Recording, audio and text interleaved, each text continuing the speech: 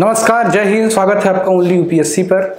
यह है आपका पॉलिटी का क्लास। इससे पहले वाली क्लास में आपने समझा था महान्यायवादी के नियुक्ति के बारे में और उसके कार्यकाल के बारे में, और थोड़ा सा हमने भी समझा था कि उसका बैकग्राउंड कैसे होता है, किस अनुच्छेद में उसकी बात की गई है। ये सारी चीज़ें हमने कर ली थी, उससे आगे हम बात करेंगे।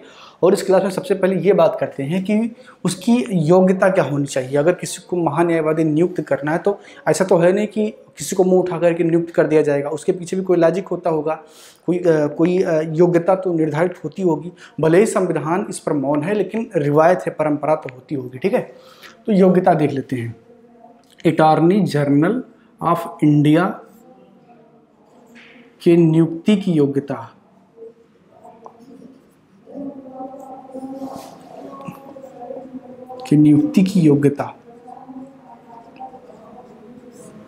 ये क्या है? तो सबसे पहली बात तो ये है कि वह विधि के क्षेत्र से संबंधित होना चाहिए। ठीक है, विधि का मतलब कानून नियम के क्षेत्र से संबंधित होना चाहिए। अब नियम कानून के क्षेत्र से कौन संबंधित होता है? या तो कोई जज होगा, या तो कोई वकील होगा, या कोई रिसर्च करने वाला होगा जो विधि के बारे में है। ठीक है, यही तीन व्यक्ति हो सकता है जो विधि के बारे में कोई जानकारी अपनी समझ रखता हो। तो सबसे पहले आप लिखेंगे किसी उच्च न्यायालय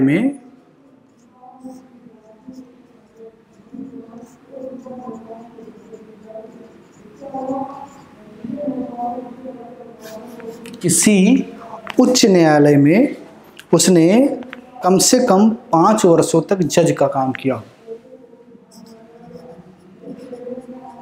किसी उच्च न्यायालय में कम से कम 5 वर्ष तक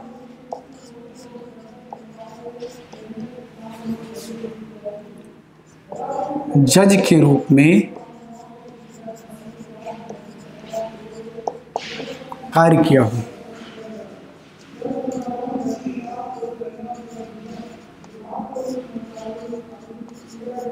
ठीक है ना। अब मान लीजिए ऐसा कोई नहीं है, फिर भी बनाना है, तो यहां पर आप लिखेंगे या। सिर्फ एक योग्यता नहीं है, या दूसरी योग्यता क्या है? उसने किसी हाई कोर्ट में, या उच्च न्यायालय कह सकते हैं, हाई कोर्ट में 10 वर्ष तक वकालत की हो।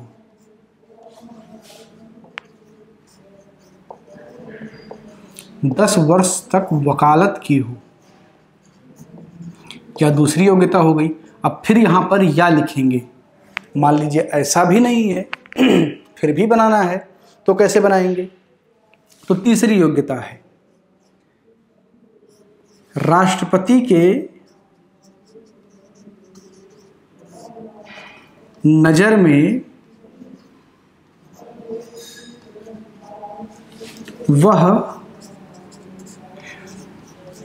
विधि का जानकार व्यक्ति हो।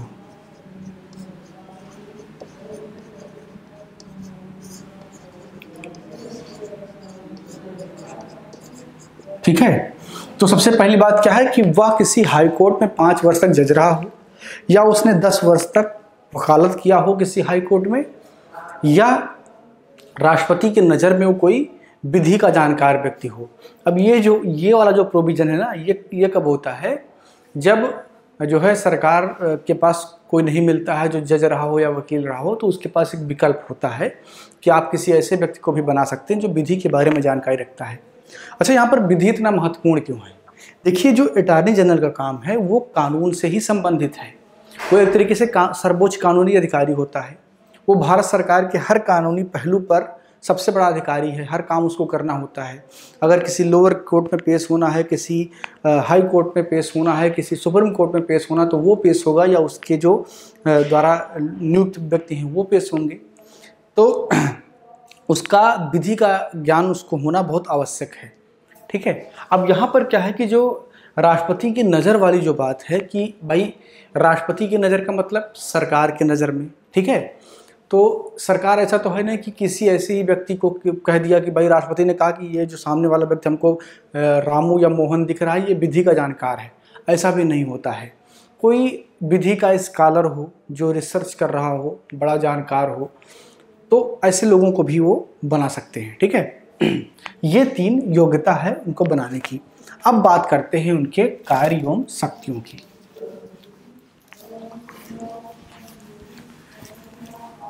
तो सबसे पहले हम देखेंगे अटॉर्नी जनरल ऑफ इंडिया के कार्य।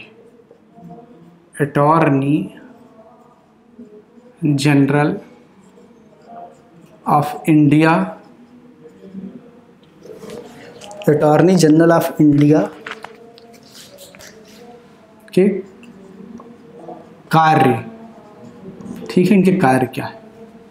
तो सबसे पहला ये है कि राष्ट्रपति के कहने पर वह सरकार को कानूनी सहायता देगा, परामर्श देगा, सलाह देगा। ठीक है, तो राष्ट्रपति के आदेश पर या इच्छा पर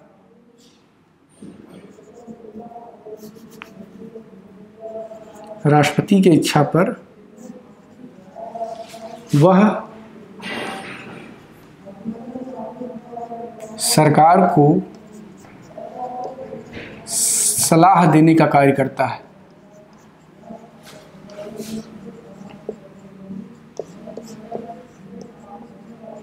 ठीक है, वह सलाह देने का कार्य करता है। दूसरा बात, राष्ट्रपति द्वारा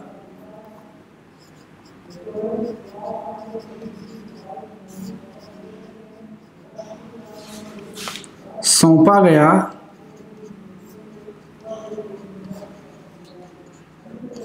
कोई भी कानूनी कार्य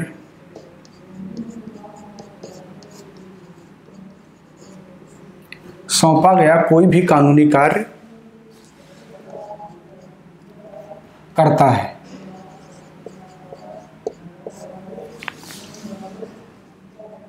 राष्ट्रपति के द्वारा सौंपा गया कोई भी कानूनी कार्य वह करता है। इसके अलावा भारत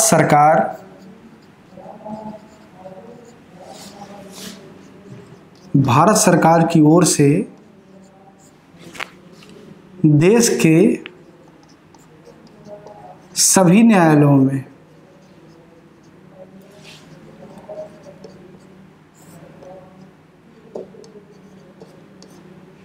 सरकार का पक्ष रखता है। भारत सरकार की ओर से देश की सभी न्यायालयों में वकील के रूप में काम करता है, या अधिवक्ता लिख सकते हैं।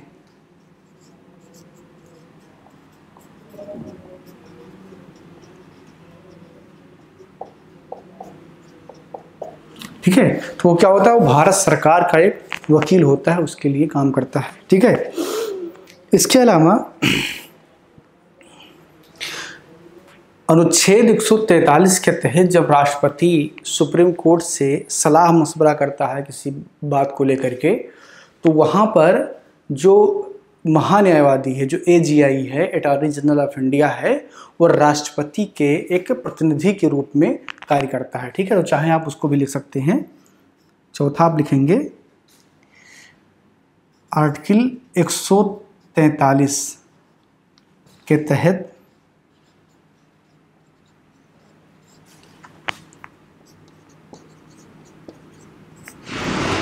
सुप्रीम कोर्ट लिख देंगे। यहाँ पर सुप्रीम कोर्ट के सलाह के दौरान राष्ट्रपति के प्रतिनिधि के तौर पर काम करता है। प्रतिनिधि के तौर पर काम करता है।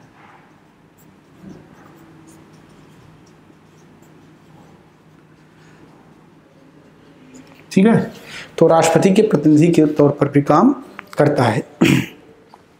अब यहाँ पर जो है हमने सारे कोड एक साथ लिख दिए हैं। इसको कई किताबों में कई टीचर ऐसा लिखवाते हैं, अलग अलग लिखवाते हैं। उच्च न्यायालयों में उसको सुनवाई का अधिकार है, उसको जो है सर्वोच्च न्यायालय में सुनवाई का अधिकार है, तो उसको मैंने एक ही साथ लिख दिया कि जो भी न्यायालय है कोई मना नहीं कर सकता है, सबको सुनना पड़ेगा महान्यायवादी को, क्योंकि वो भारत सरकार का पक्ष रख रहा होता है और इंडिया में भारत सरकार से बड़ा पावर कोई एज इट इज नहीं है। ठीक है, अब देखते हैं अटॉर्नी जनरल की मर्यादाएं क्या क्या हैं। इसके अलावा एक बड़ी इंटरेस्टिंग सी चीज़ है, जब किसी के ऊपर जो है देशद्रोह जैसे आरोप लगाए जाते हैं तो वहाँ पर भी अटॉर्नी जनरल का एक बड़ा रोल होता है।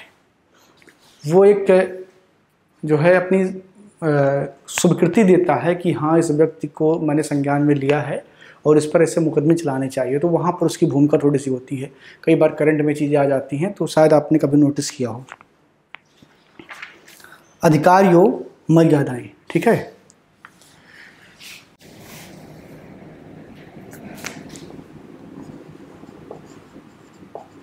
अधिकार एवं मर्यादा, ठीक है। अधिकार क्या है? सबसे पहला अधिकार तो ये है कि सदन के कार्यवाही में भाग ले सकता है, बोल सकता है, लेकिन वोटिंग नहीं कर सकता है। ठीक है, इसको आप लिखेंगे। वह सदन, जिससे आप ब्रैकेट में लिख लेंगे लोकसभा कॉमा राज्यसभा में भाग ले सकता है, लेकिन वोट नहीं कर सकता है।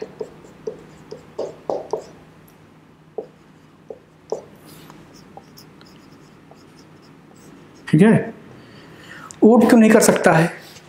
क्योंकि वह किसी भी सदन का सदस्य नहीं होता है और लोकतंत्र में वोटिंग अपने आप में बहुत पावरफुल चीज़ होता है।